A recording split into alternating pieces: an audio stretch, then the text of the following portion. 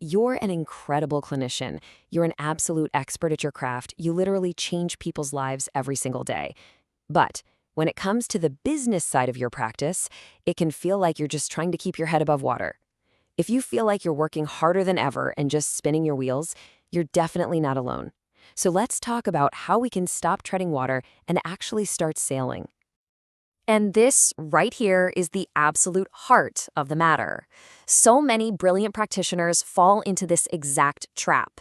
Instead of building a practice that serves them, they end up getting run by the practice, constantly putting out fires, always reacting, and feeling like the business is in control, not them.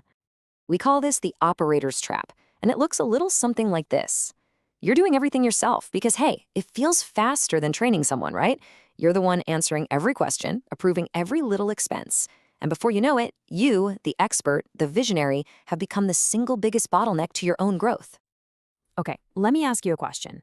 Imagine I just dropped you in a random state, handed you car keys, and said, drive home, but you have no idea where you are. What's the very first thing you do?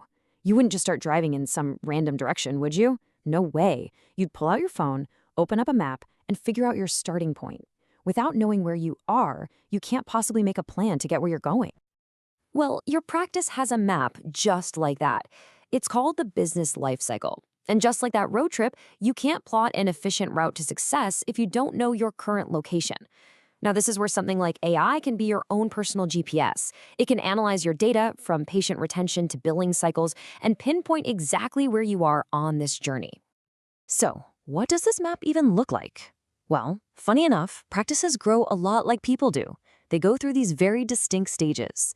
You've got the chaotic toddler phase, where you're just trying to survive.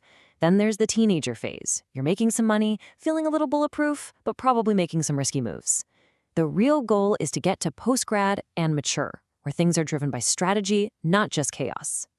And let me tell you, the difference between these stages is just night and day.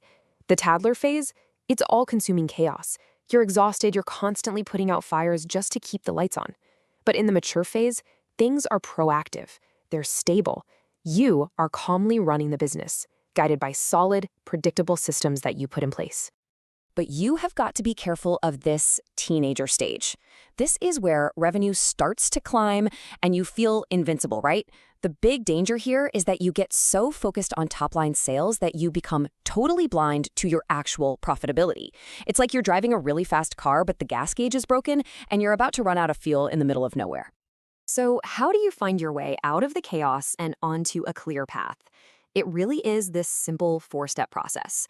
But everything, and I mean everything, hinges on step one, getting brutally honest about where your practice is right now. And again, AI tools can turbocharge this.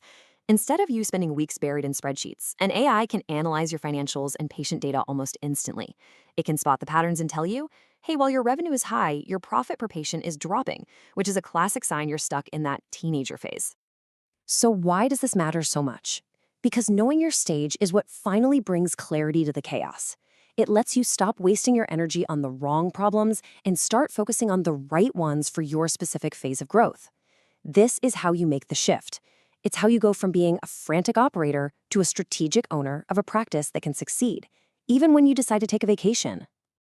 And really, it all boils down to this one question. Taking a moment to figure out where you are on this map isn't just some business school exercise.